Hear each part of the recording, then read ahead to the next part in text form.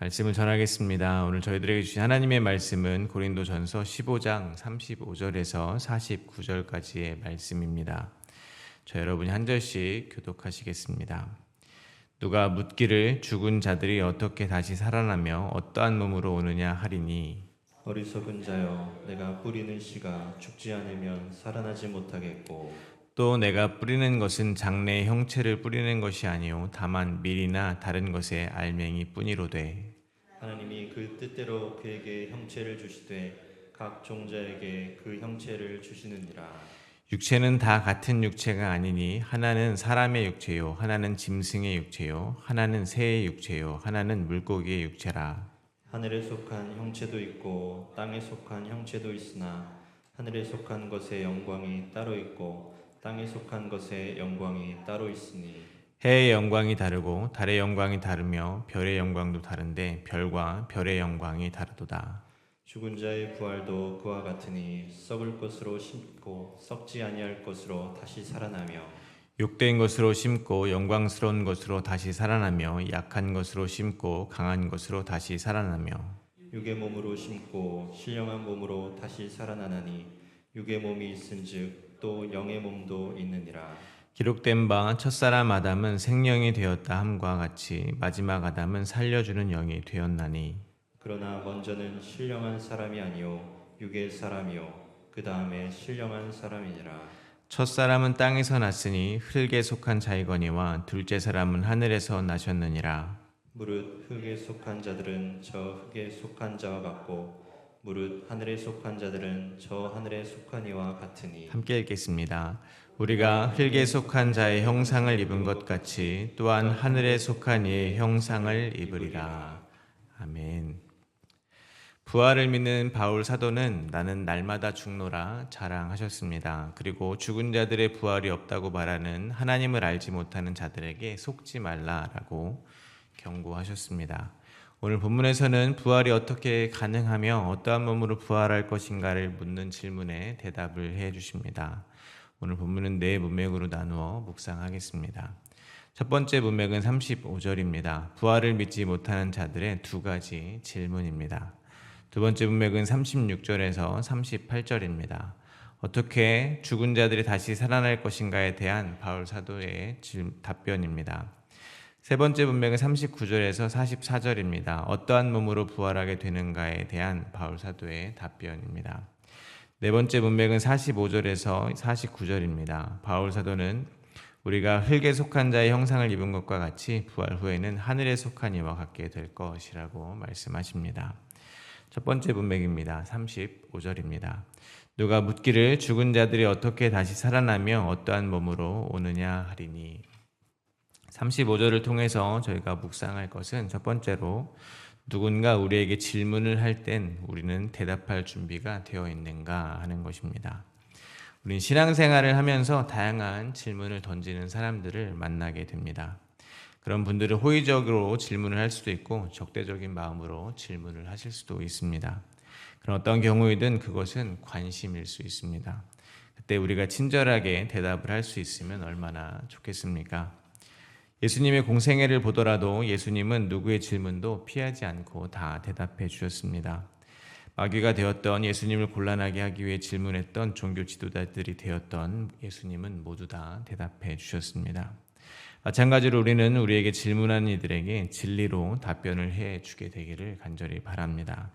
그렇게 하기 위해서는 우리가 먼저 질문해야 합니다. 그러므로 35절을 통해서 묵상할 두 번째 것은 우리는 질문을 해야 한다라는 것입니다.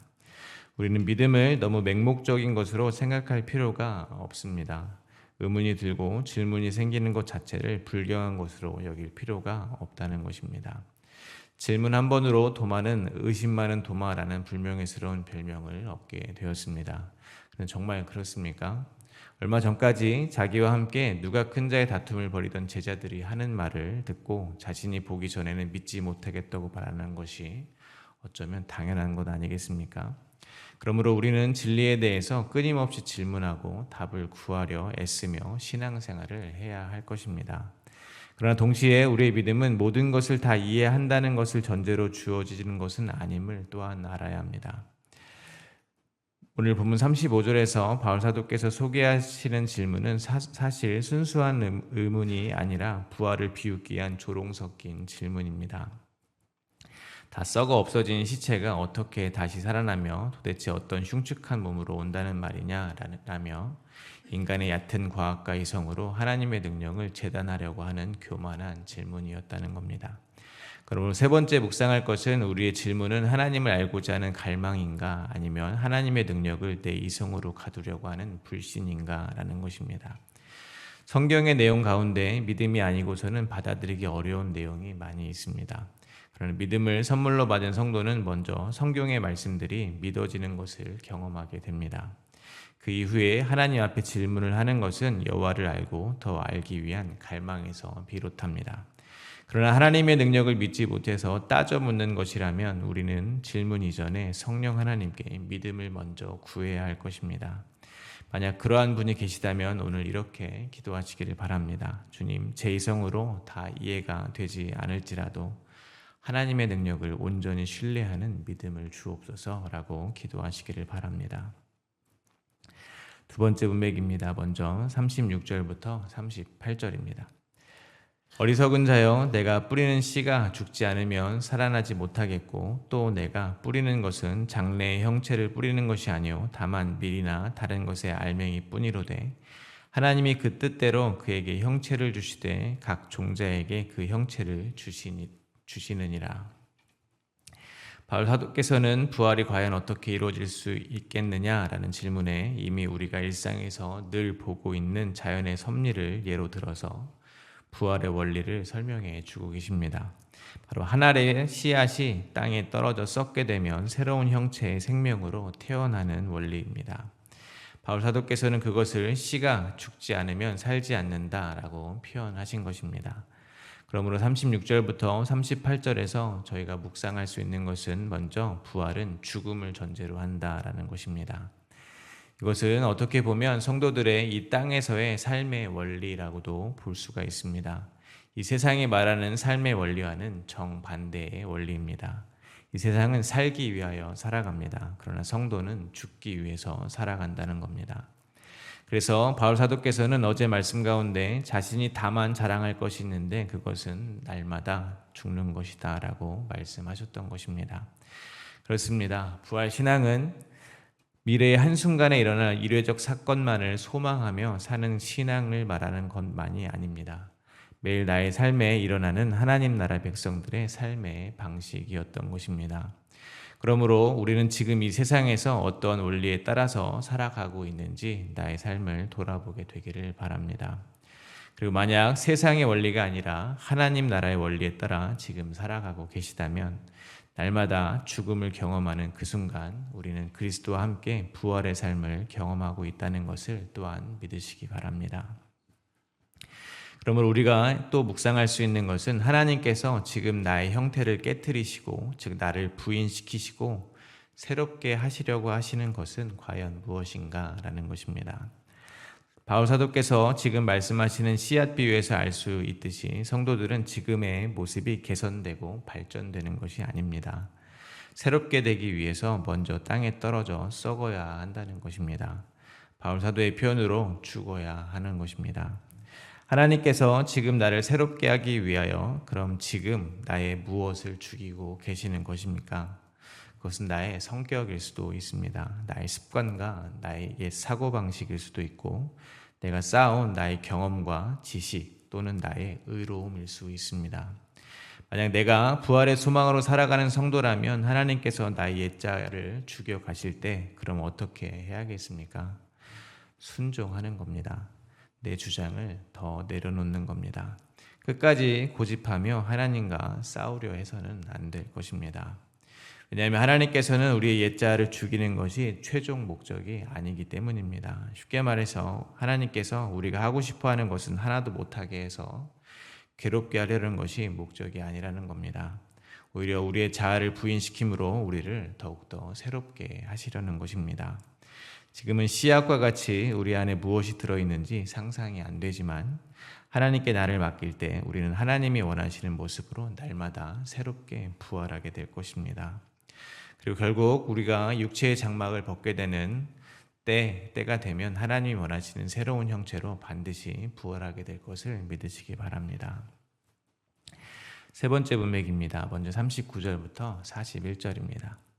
육체는 다 같은 육체가 아니니 하나는 사람의 육체요, 하나는 짐승의 육체요, 하나는 새의 육체요, 하나는 물고기의 육체라. 하늘에 속한 형체도 있고 땅에 속한 형체도 있으나 하늘에 속한 것의 영광이 따로 있고 땅에 속한 것의 영광이 따로 있으니 해의 영광이 다르고 달의 영광이 다르며 별의 영광도 다른데 별과 별의 영광이 다르도다. 39절에서 41절까지 말씀 속에서 저희가 묵상할 것은 부활은 낯선 개념이 아니라 창조 질서의 연장선상에 있는 하나님의 역사심이라는 것입니다. 바울 사도께서 어떻게 부활을 하는가라는 질문에 다양한 피조물들을 들어 답변하고 계십니다. 바울 사도는 육체는 다 같은 육체가 아니다라고 말씀하십니다. 사람의 육체, 짐승의 육체, 새의 육체, 물고기의 육체가 다 다르다는 겁니다. 그러므로 부활의 몸이 지금 우리가 기대하지 못하는 전혀 새로운 육체라고 할지라도 전혀 이상할 것이 없다는 것입니다. 그러면 하나님께서 이 세상 만물을 창조하셨음을 믿는 성도들에게 부활은 결코 낯선 개념이 아닌 것입니다. 그러므로 오히려 기대하시기를 바랍니다. 우리가 새로운 옷을 배송시키면 어떻습니까? 옷이 도착하여 실제로 착용하기 전까지 기다림과 설렘이 있을 것입니다. 그저 옷에 대하여도 그 새로움에 대한 기대와 설렘이 있는데 하물며 새로운 육체, 부활의 몸은 어떠해야 하겠습니까? 생각만 해도 기분이 좋아야 하지 않겠습니까? 특히 육체의 아픔을 겪고 계시는 분들이 있다면 더욱 부활을 소망으로 갖게 되시기를 간절히 바랍니다. 다시는 질병으로 고통당하지 않을 그러한 육체로 우리는 부활하게 될 것을 믿으시기 바랍니다. 계속해서 묵상할 것은 부활의 몸은 영광스러울 것이라는 것입니다. 바울 사도께서 말씀하십니다. 하늘에 속한 형체도 있고 땅에 속한 형체도 있다는 겁니다. 그런데 하늘에 속한 형체의 영광이 따로 있고 땅에 속한 형체의 영광도 따로 있다는 겁니다. 해의 영광이 다르고 달의 영광도 다르고 별의 영광도 다른데 별과 별들의 영광도 다 다르다는 겁니다. 그러나 이 세상 만물은 결국 때가 되면 다 사라질 것들입니다. 언젠가 사라질 피조물조차 각자의 영광이 있도록 아름다운데 하물며 영원한 하나님과 함께할 부활의 몸은 얼마나 더 영광스럽겠습니까? 라고 바울 사도께서 지금 말씀하고 계시는 겁니다. 그러므로 우리는 다시 한번 부활의 영광, 하늘에 속한 그 영광을 바라보게 되시기를 간절히 바랍니다. 오늘 이 땅의 영광에 매몰되어 있는 나의 생각과 나의 시선을 돌려서 하나님 나라의 영광을 바라보며 살아가게 되시기를 간절히 소망합니다. 이어서 42절부터 44절입니다. 죽은 자의 부활도 그와 같으니 썩을 것으로 심고 썩지 아니할 것으로 다시 살아나며 욕된 것으로 심고 영광스러운 것으로 다시 살아나며 약한 것으로 심고 강한 것으로 다시 살아나며 육의 몸으로 심고 신령한 몸으로 다시 살아나나니 육의 몸이 있은즉 또 영의 몸도 있느니라. 이제 바울 사도께서는 몸의 부활에 대하여 썩을 것과 썩지 아니할 것을 대조하며 설명해 주십니다. 그러므로 여기서 우리가 묵상할 수 있는 것은 먼저 우리의 몸은 썩게 될 것이라는 것입니다. 헬라의 이원론은 말하는 것이 아닙니다. 육체는 악하고 영만 선하다는 것을 말하라는 것이 아니라 바울 사도께서는 지금 우리가 어디에 마음을 두고 살아야 하는지 그 본질을 말씀하고 계시는 겁니다.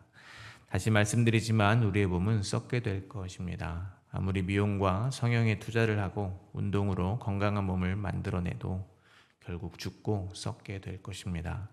특별한 은혜를 입어서 죽었다가 다시 살아난 나사로도 결국 다시 죽었고 썩게 되었습니다. 그러나 우리의 육체를 통하여 무엇을 기대할 수 있다는 것입니까? 썩지 않을 몸을 기대할 수 있게 된다는 겁니다. 썩을 육체가 존재하듯 신령한 몸도 존재함을 믿을 수 있게 된다는 것입니다. 그렇다면 만약 우리가 부활의 소망을 가지고 있는 성도이고 우리의 몸은 썩게 될 것이를 아는 성도라면 어디에 마음을 더 두고 살아야겠습니까? 쉽게 말해서 우리의 몸에 더 많은 관심과 시간을 쏟으며 살아야겠습니까? 아니면 영원한 하나님 나라를 위해서 더 많은 관심과 시간을 쏟으며 살아가야겠습니까? 부활의 소망이 있는 진짜 성도라면 당연히 영원한 것을 위해 자신을 드리게 될 것입니다. 썩을 육체를 위한 삶은 곧 나를 위한 삶입니다. 그러나 신령한 몸을 위한 삶은 하나님의 영광을 나타내는 삶입니다. 하나님의 영광을 나타내는 삶은 곧 하나님을 목숨을 다해 사랑하고 내 이웃을 내 몸과 같이 사랑하는 삶입니다. 그것은 하나님 나라의 삶의 방식인 사랑과 섬김의 삶입니다. 그러므로 우리의 삶을 또 돌아보시길 바랍니다. 우리는 지금 썩을 육체를 위한 삶을 살고 있는지 아니면 영생하는 신령한 몸을 위해서 살고 있는지 돌아보게 되시기를 바랍니다. 또한 묵상할 것은 하나님께서 성도들을 그리스도를 닮은 성숙한 사람으로 자라나게 하신다라는 것입니다. 오늘 본문에서 사용된 심고라는 말은 문법적으로 수동태입니다. 즉 심겨지는 겁니다. 또한 다시 살아나고라는 구절도 수동태입니다. 즉 다시 살아나게 되다입니다. 그럼 그 일이 누군가에 의해서 일어난다는 말이겠습니까? 참 농부이신 하나님께서 우리를 그렇게 인도해 가신다는 겁니다. 심고 다시 살아나게 하신다는 겁니다. 그러므로 지금은 우리 현재의 모습이 연약하고 제한되어 있어서 썩을 육체만을 위한 삶을 포기하지 못하는 것 같아도 장차 하나님께서 우리 그리스도의 장성한 분량까지 반드시 인도하실 것을 믿으시기를 바랍니다. 그러므로 오늘 나의 연약함으로 낙심하며 실망하면 실망할수록 주님 제 연약함을 부활의 소망으로 이겨낼 수 있게 하옵소서라고 또한 간절히 기도하시기를 바랍니다. 네 번째 문맥입니다. 먼저 45절과 46절입니다. 기록된 바 첫사람 아담은 생령이 되었다함과 같이 마지막 아담은 살려주는 영이 되었나니 그러나 먼저는 신령한 사람이 아니요 육의 사람이요 그 다음에 신령한 사람이라.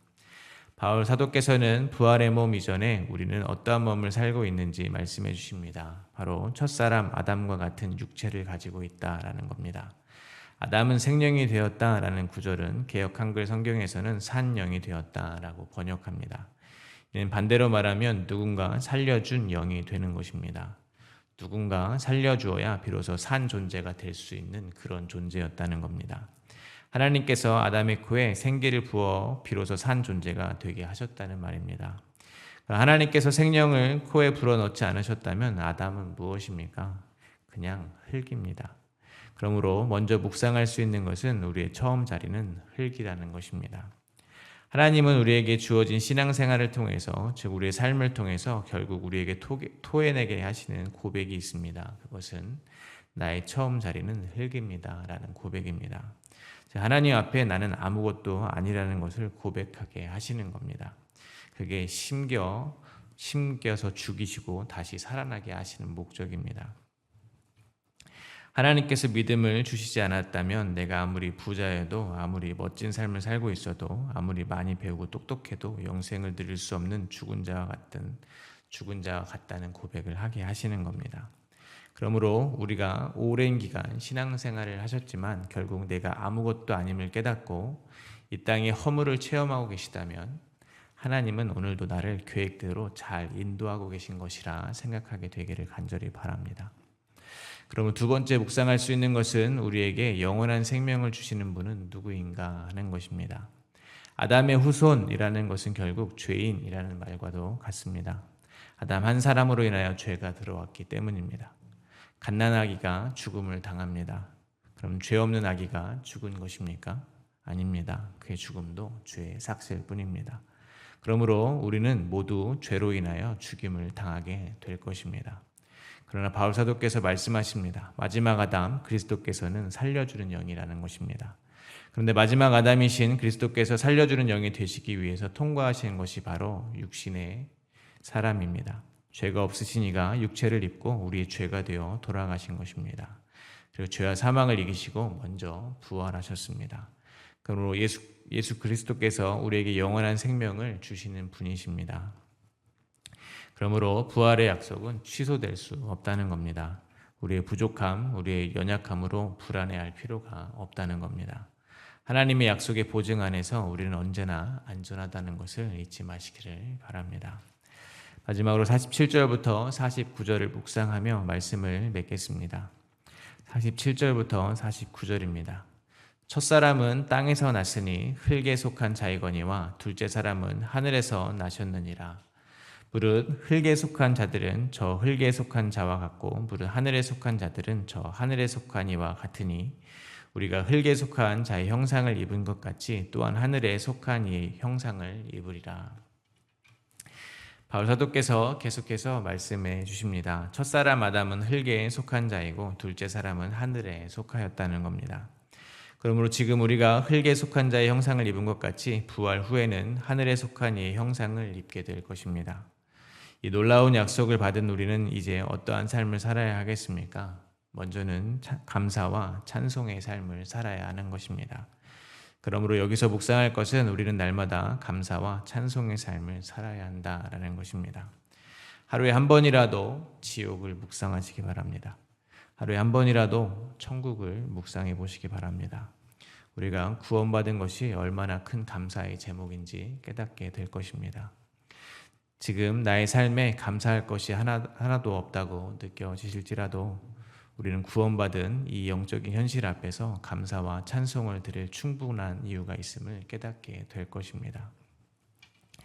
그러므로 또한 우리가 묵상할 수 있는 것은 나는 지금 이 땅에 속한 자의 삶을 살고 있는가 아니면 하늘에 속한 자의 삶을 살고 있는가 하는 것입니다. 바울 사도께서는 빌립보서 1장에서 다음과 같이 고백하셨습니다. 이는 내게 사는 것이 그리스도니 죽는 것도 유익함이라. 그러면 하늘에 속한 자의 삶이란 그리스도 안에서 죽는 삶입니다. 그리스도 안에서 또한 살아가는 삶입니다. 즉 나의 삶이 주님이 주관하시는 삶이라는 것을 인정하고 주님이 시키시는 대로 주님이 인도하시는 대로 사는 삶입니다. 그 삶은 간단해 보이지만 매우 어려운 삶입니다. 왜냐하면 내 이웃을 내 몸과 같이 사랑하는 삶이기 때문입니다. 우리는 내 몸도 진심으로 사랑해 주지 못합니다. 내 몸도 내가 먼저 정죄하고 비판합니다. 내 몸도 잘 사랑하지 못하는 내가 내 이웃을 내 몸과 같이 사랑하는 삶은 굉장히 어려운 삶입니다. 그러므로 나를 먼저 사랑해 주시기 바랍니다. 하나님께서 나의 삶에 허락하신 많은 사람들을 나의 호불호로 가르지 않고 그리스도께서 나를 사랑하신 그 사랑으로 사랑하며 사시기를 바랍니다. 이것이 하늘에 속한 자의 삶입니다. 하나님과 원수된 이들을 위해서 십자가를 지시는 예수 그리스도의 사랑을 따라서 나를 모함하고 박해하며 수치를 주는 이들까지 사랑하는 삶, 즉 바로 자기를 부인하고 자기의 십자가를 지며 주님을 따르는 삶이 주님의 참된 제자요 하늘에 속한 자의 삶임을 잊지 마시기를 바랍니다. 그러나 이 모든 것이 우리에게 가능한 것은 우리에게 부활 소망이 있기 때문이라는 것을 잊지 마시기를 바랍니다. 오늘 하나님의 말씀을 생각하며 함께 기도하시겠습니다.